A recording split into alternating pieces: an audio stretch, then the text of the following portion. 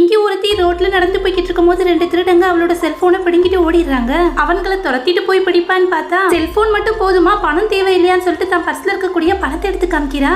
இதை பார்த்துட்டு அந்த 2 திருடங்கள ஒரு தாடிக்கார வேகமா போய் அந்த மொத்த அமௌண்ட்டையும் வாங்கிட்டு உங்களோட பேக்கையும் கொடுக்க முடியுமான்னு கேக்குறான். அதுக்கு என்னப்பா இந்த வச்சுக்கோன்னு சொல்லிட்டு அதையும் கையிலேயே கொடுத்துறா. ஆஹா அடிச்சதுடா லக்கு அப்படின்னு சொல்லி 2 பேரும் பேசிட்டு இருக்கும் போது வாழ்க்கையே வெறுத்து போற அவ வந்து அந்த வழியா போயிட்டு இருக்க கார்ல அடிபட்டு சாக போறா. இப்ப அதை பார்த்துட்டு இருக்க 2 திருடங்களை ஒருத்தவன் அவளை காப்பாத்தி உனக்கு என்ன கண்ணு தெரியலையா, நேர கார்ல போய் விழுக போறன்னு சொல்லிட்டு அவளை கண்ணா பின்னு திட்டிட்டு இருக்கான். பதிலுக்கு அவளும் எனக்கு புரிஞ்சிருச்சு இதானே உனக்கு வேணும் அப்படின்னு சொல்லிட்டு தன் காதுல இருக்கக்கூடிய இயரிங்ஸ் கழட்டி அவன் கிட்ட கொடுக்குறா. அழகையால சரியான லூசா இருக்கும் போலயே அப்படின்னு சொல்லிட்டு அவன் யோசிச்சுட்டு இருக்கும் போது கூட வந்து தாடிக்காரு அந்த இயரிங்ஸையும் பிடிங்கிட்டு அது 2 பேத்துக்கும் பங்கு போட்டுட்டு இருக்கான். ஆனா அந்த இன்னொரு திருடனும் அந்த பொண்ணை வந்து தடுத்து நிறுத்தி இந்த மாதிரி நிலைமையில நீ உங்க வீட்டுக்கு தனியா போறது நல்லதில்ல, அதனால உன்னோட வீட்டை காமி நானே கொண்டு வந்து விட்டுறேன்னு சொல்லிட்டு இருக்கான். அவளை கூட்டிட்டு போய் அவளோட வீட்டுல விட்டுறாங்க. அங்க வந்து அந்த தாடிக்காரை சும்மா இருக்கான அங்க இருக்கக்கூடிய எக்ஸ்பென்சிவான பொருட்கள் எல்லாத்தையும் எடுத்து தன்னோட பேக்ல போட்டுட்டு இருக்கான். ஆனா அந்த பொண்ணு எதை பத்தியும் கவலைப்படாம பாத்ரூம்ல போய் கதவை சாத்திக்கிறா. இப்போ அவ அங்க இருந்து வெளியில வந்துடாதபடி கதவை வந்து லாக் பண்ணிட்டு அவளுக்கு ஹெல்ப் பண்ணணும்னு நினைக்கிறான் இன்னொருத்தன். ஆனா அந்த தாடிக்காரனும் திருட வந்த இடத்துல திருடணுமா போனோமான்னு இருக்கணும், இந்த மாதிரி உதவி பண்ணணும்னு நினைக்காதுன்னு சொல்ல அந்த இடத்துல இருக்கக்கூடிய அந்த பொண்ணோட போட்டோவை காமிக்கிறான். அதுல ஒரு குழந்தை இருக்கு. இந்த குழந்தையும் நம்மள மாதிரி அனாதை ஆகணுமான்னு சொல்லி கேட்க அவனும் பேசாம அவகிட்ட இருந்து திருடுன போனை கொடுத்துறான்.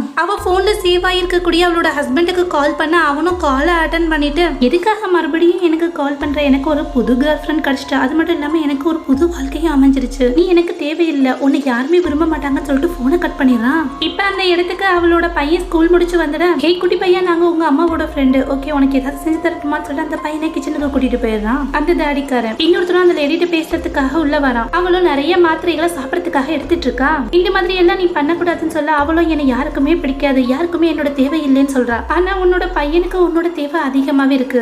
எங்க அப்பா எங்களை விட்டுட்டு போனதுக்கு பிறகு எங்க அம்மா இறந்து போயிட்டாங்க, அதுக்கு பிறகு நாங்க 2 பேரும் இந்த மாதிரி திருடங்களாயிட்டோம், அதே மாதிரி உன்னோட பையனும் ஆகணும்னு ஆசைப்படுறியான்னு சொல்லி கேக்குறான். உன்னோட வலி என்னன்னு எனக்கு புரியுது, ஆனா அதை விட அதிகமா உன்னை விட்டுட்டு போன உன்னோட ஹஸ்பண்ட் தான் வந்து வருத்தப்படணும்னு சொல்ல தான் வச்சிருந்த மாத்திரை எல்லாத்தையுமே தண்ணியில போட்டுடுறா. இப்போ அந்த கஷ்டமான தருணங்களை அந்த பொண்ணு கடந்து வரா. இப்ப நாட்கள் ஓடி போச்சு, அந்த பொண்ணு ரொம்ப சந்தோஷமா இருக்கா. அது மட்டும் இல்லாம அந்த திருடங்க 2 பேருமே திருந்தியாச்சு. ஒரு நல்ல வேலைக்கு போக அந்த பொண்ணு வந்து தன்னை சேவ் பண்ண அந்த திருடனை கல்யாணமும் பண்ணிக்கிறா. இப்ப அந்த தாடிக்காரனும் அவனோட பையனுக்கு நல்ல அங்கிளா மாறிட அந்த பொண்ணு ஆசைப்பட்ட மாதிரி ஒரு நல்ல குடும்பம் அவளுக்கு அமைஞ்சிருச்சு. நம்ம நேசிச்ச ஒருத்தவங்க நம்மள வேணான்னு சொல்லி விட்டுட்டு போகும்போது அந்த வழி வந்து மிக பெரியதா இருக்கும். ஆனா அதுக்கு பிறகு அமைய போற நல்ல வாழ்க்கை தான் நம்ம லைஃப்ல முன்னேறதுக்கான ஒரு பெரிய படிக்கட்டாவே இருக்கும். இந்த வீடியோ உங்களுக்கு பிடிச்சிருக்கும், நம்ம மறக்காம நம்மளுடைய சேனலுக்கு சப்ஸ்கிரைப் பண்ணுங்க. தேங்க்யூ.